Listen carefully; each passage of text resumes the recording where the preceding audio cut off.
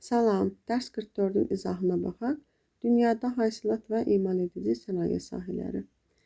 ETİ inkişaf etdikcə təsərrüfatda 3 istiqamətdə təsir göstərmişdir. Birinci təsiri iqtisadiyyatın birinci və ikinci sektorları ilə üçüncü və dördüncü sektorları arasında nisbəti dəyişmişdir.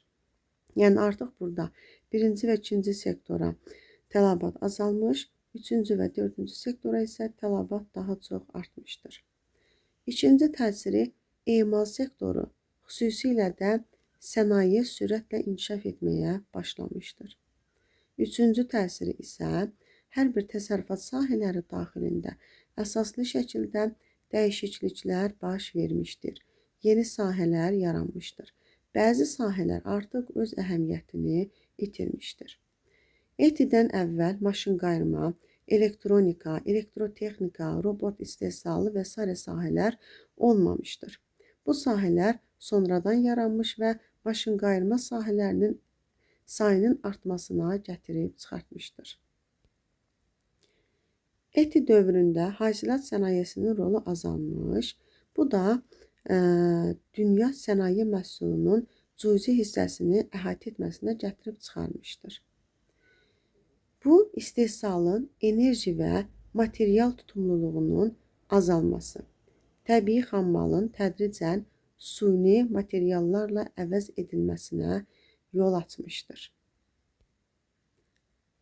Hasilat sənayesi özünü daha çox neft və qaz hasilatında göstərir. İqtisadiyyatın inkişafında neft və qaz sənayesi böyük əhəmiyyətə malikdir. Neft və qazın hasilatı istehlak olunduğu regionlar arasında kəskin fərqləri yaradır. Bu sahənin inkişafında OPEC təşkilatı xüsusi rol oynayır. Əvvəllər yanacaq növü arasında kömür sənayesi əsas yer tuturdusa, hazırda neft və qazın nisbəti daha çoxdur. Kömür sənayesi əsas hasilat rayonunda istehlak olunur. Az bir hissəsi isə ixrac olunur. Deməli, kömür harada hasil olunursa, yəni çıxarılırsa, elə orada da istehlak olunur, yəni istifadə olunur. Az bir hissəsi isə artıq satışa çıxarılır.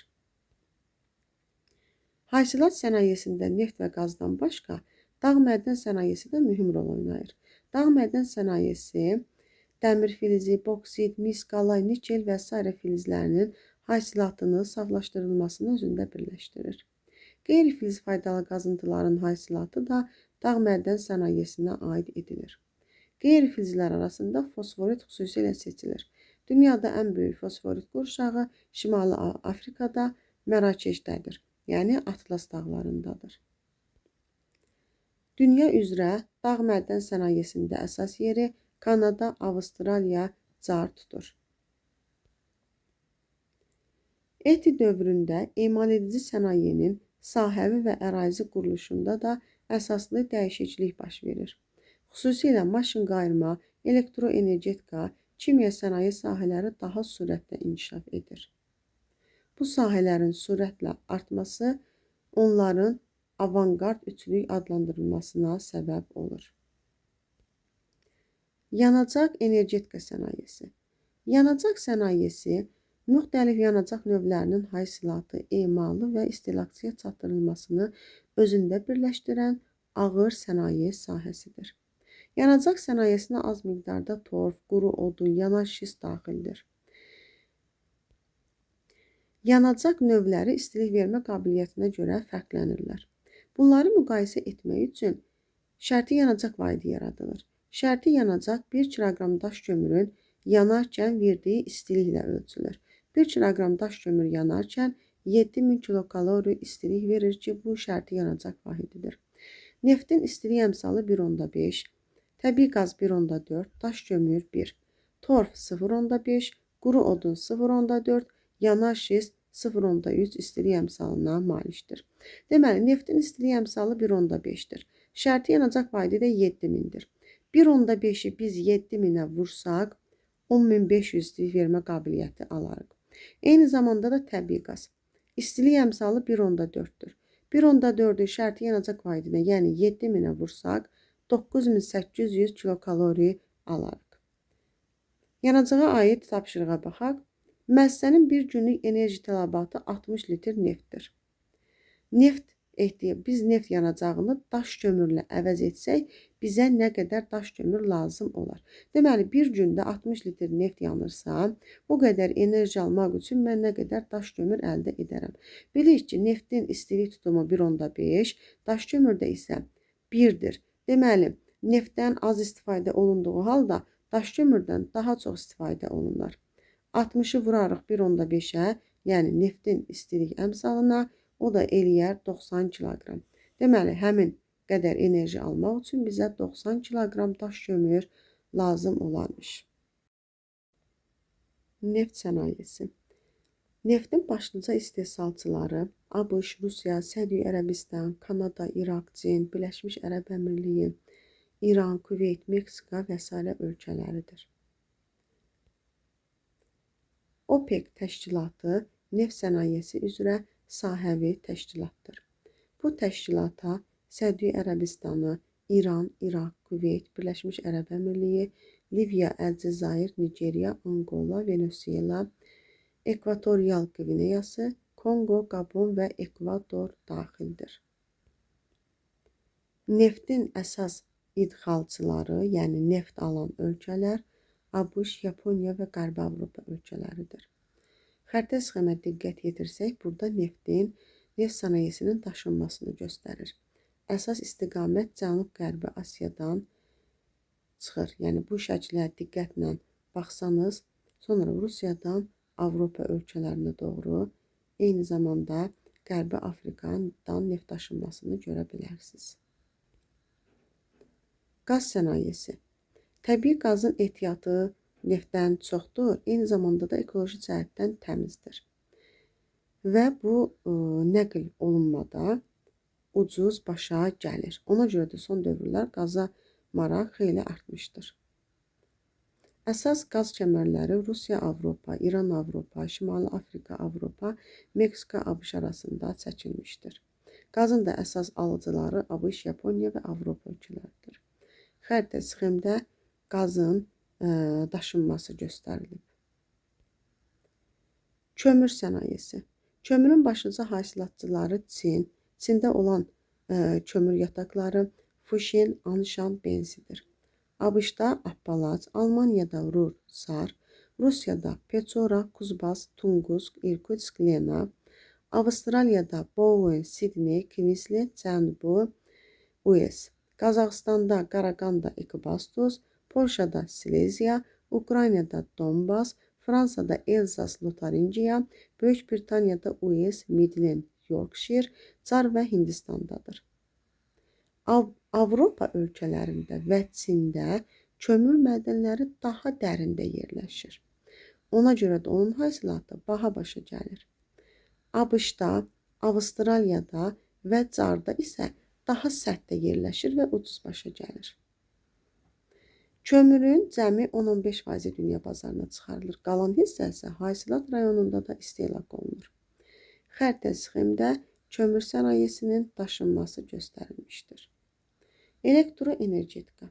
Elektroenergetika elektrik enerjisinin istehsalını və istehlakçı çatdırılmasını özündə birləşdirir.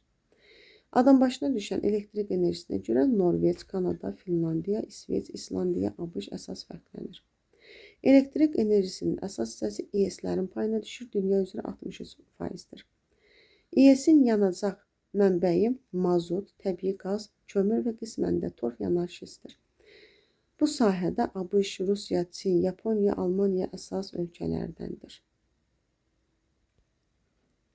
İES-lərin tikintisi tez və nisbətən ucuz başa gəlir, amma əldə olunan enerji baha başa gəlir. Çünki İES-lərin fəaliyyəti üçün bərpa olunmayan enerjidən istifadə olunur. Bərpa olunmayan dedik, mazot, təbii qaz, kömür və torfdur. SES-lər. SES-lər elektrik stansiyasının 20% yaxınını əhatə edir. SES-lər Avropada, ABŞ-da, Kanadada daha çox istifadə olunur. Dünyanın ən iri SES-ləri Braziliyada Itaipudur, Parana çayı üzərində, eyni zamanda Tukuri. Rusiyada Sayan-Şuşenskdir, Yenisey çayı üzərində, eyni zamanda Bratsk su anbarıdır. ABŞ-da Grand Kulidir, Venezuelada qori, Kanadada Churchill sesləri var. Seslərin tikintisi gec və baha başa gəlir, amma əldə olunan enerji ucuz başa gəlir. Çünki seslərin fəaliyyəti üçün su lazım olur. Su da ekoloji cəhətdən təmizdir və bərpa olunan mənbədir. Elektrik enerjisinin istehsalında 17%-ə qədəri AES-lərin payına düşür. AES üzrə ABŞ, Yaponiya, Almaniya, Fransa, Kanada, Cənubi Koreya, İsveç daha çox fərqlənir. AES-lər enerjiyə tələbatın çox olduğu, amma enerji ilə zəif təmin olunmuş ərazilərdə daha çox qurulmuşdur. Cədvəl üzrə ES, SES və AES üzrə daha çox enerji istehsal edən ölkələrin sxeminə diqqət yetiririk. Alternativ enerji mənbələri. Alternativ enerji mənbələrindən daha çox inkişaf etmiş ölkələr istifadə edir. Çünki bu, küllü miqdarda vəsait və ixtisaslı kadr tələb edir. Günəş şüalarından GES buna HES də deyə bilərik. Helioelektrik stansiyalar inşa edilir. Günəş enerjisi və helioenergetika kimi adlandırılır. Burada GES-in tikilməsində əsas şərt günəş şüalarının düşmə bucağının yer səthində çox olmasıdır. HES-ə görə ABŞ, Fransa, İtaliya, Yaponiya xüsusilə fərqlənir. Ən böyük GES-lər ABŞ-ın Kaliforniya ştatında Ivanpah Solar, Star, Sunlight Farm, Topaz GES-ləridir. Azərbaycan ərazisində günəşli saatların sayı 250-270-ə qədərdir. Bu da Abşeronda, Kür-Araz ovalığında, Naxçıvan Muxtar Respublikasında daha çoxdur.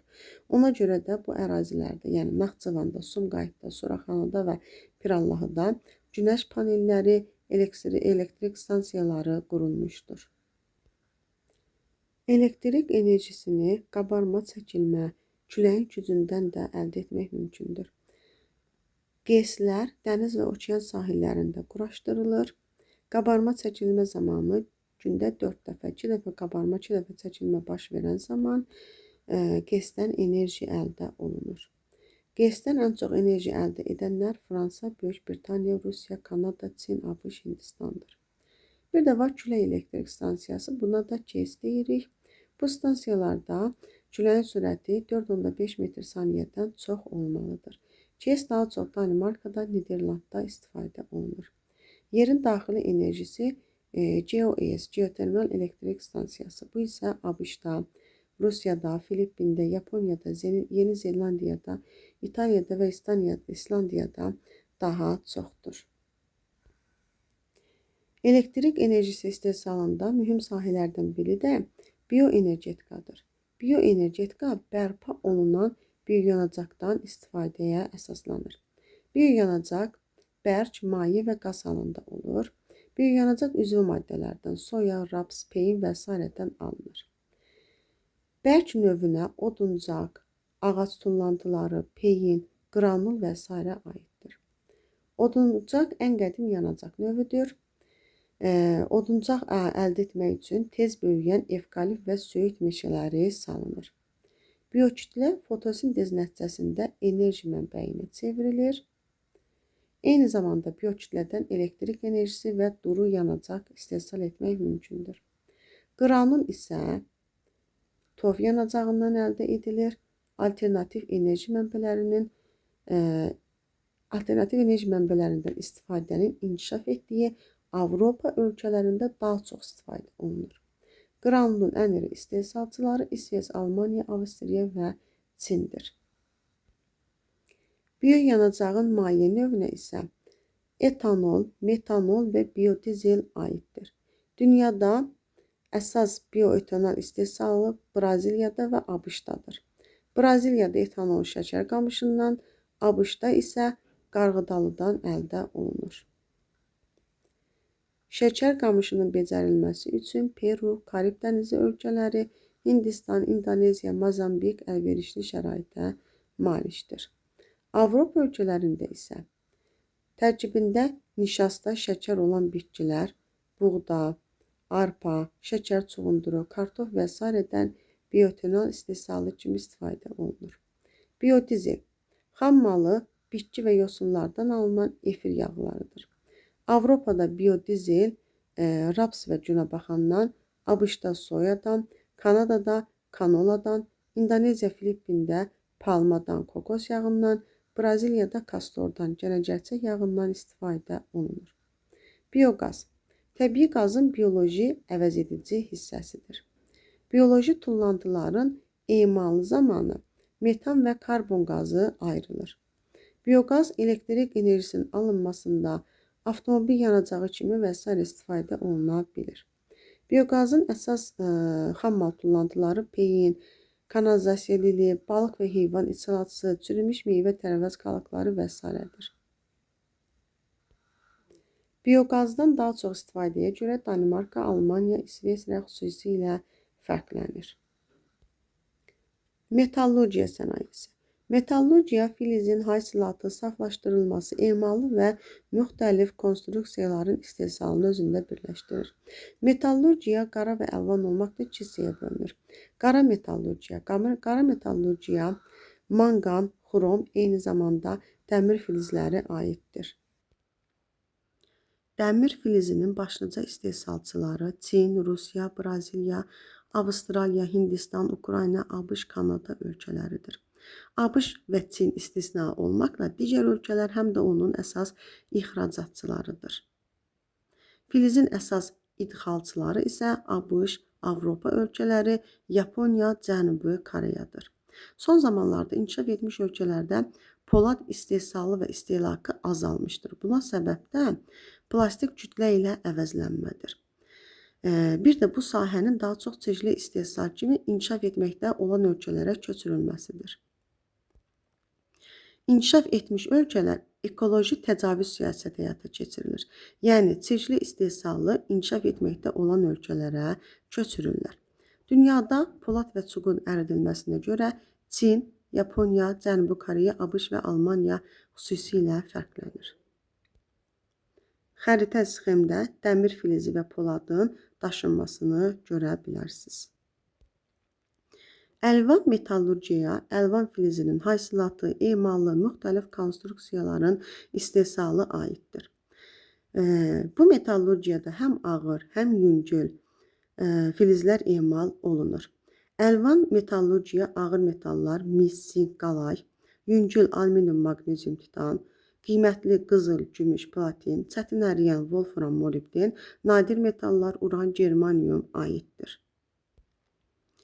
Ağır əlvan metal filizləri yüngül əlvan metal filizlərindən filizin tərkibində metalın azlığı ilə fərqlənir. Yəni, ağır metallarda filizin payı azdır. Ona görə də yüngül metal filizləri daşına bildiyi halda ağır metal filizləri saflaşdırıldıqdan sonra daşınır.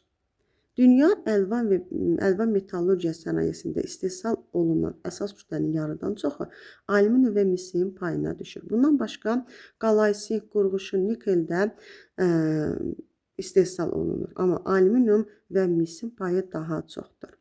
Alüminium, boksit, alünit və nifelin xammalından alınır. Deməli, alüminium əldə etmək üçün boksit, alünit və nifelin xammalı əsas şərtdir. Ən əsası da boksit hesab olunur. Əsas boksit ixracatçıları Qviyana, Avstraliya, Braziliya, Yamayka, Surinam, Qayanadır. Dünyada ən böyük boksit hasilatı rayonu Avstraliyanın şimalında York yarımadasında yerləşir. Amma saf alüminium istehsalına görə isə ucuz enerji olan ABŞ, Yaponiya, Rusiya, Kanada, Norveç kimi ölkələr xüsusilə fərqlənir. Mis ehtiyatına görə Çili dünyada birinci yeri tutur. Çilidə 400-dən artıq mis yatağı yerləşir. Ən böyük mis yatağı da Chuquicamata mədənidir. Mis filizinin tərkibində metalın çəkisi azdır. Ona görə də onun emalı xammal rayonlarına meyillidir. Çünki onun daşınması baha başa gəlir. Mis yalnız konsentrat şəklində, yəni saflaşdırılmış şəklində daşınır. Və bu daşınmanın da 90% Yaponiya, Fransa, ABŞ, Braziliya, Almaniyaya ixrac olunur. Ən böyük mis hasilatı emalı isə Ant dağlarında Peru, Çili, Mərkəzi Afrikada, Kongo, Zambiya, həmçinin ABŞ və Rusiyada yerləşir. Qalay və wolfram filizləri Cənub-Şərqi Asiyada, Indoneziya, Malayziya, Tayland ölkələrinin payına düşür. Dünyada qalayın ən iri istehsalçıları Çin, Indoneziya, Malayziya, Tayland, ABŞ, Braziliya və Boliviyadır. Əlvan metalların içərisində uran filizi mövcuddur. Uran ən mühüm radioaktiv elementdir. Nüvə enerjisinin alınmasında istifadə olunur. Hazırda nüvə silahı kimi üstünlük təşkil etməsə də, atom elektrik stansiyalarında, atom mühərriklərində, sualtı atom qayıqında və s. daha çox istifadə olunur. Uran filizi tərkibinə görə çox kasıbdır. Filizin tərkibində 0,2% uran olur. Yəni 1 kiloqram urandan 0,2 qram uran alınır. Yəni 1 kiloqram uran xam malından 0,2 qram uran alınır. Onda 1 ton xam maldan 200 qram saf uran əldə olunur. Məsələn, 5 kiloqram uran əldə etmək üçün bizə nə qədər filiz lazımdır? Deməli, 1 tondan 200 qram alınırsa, nə qədərdən 5 kiloqram alınır? Çarçarbaz vursaq 25 ton. Deməli, 25 ton xam mal lazımdır ki, 5 kiloqram saf uran alınsın.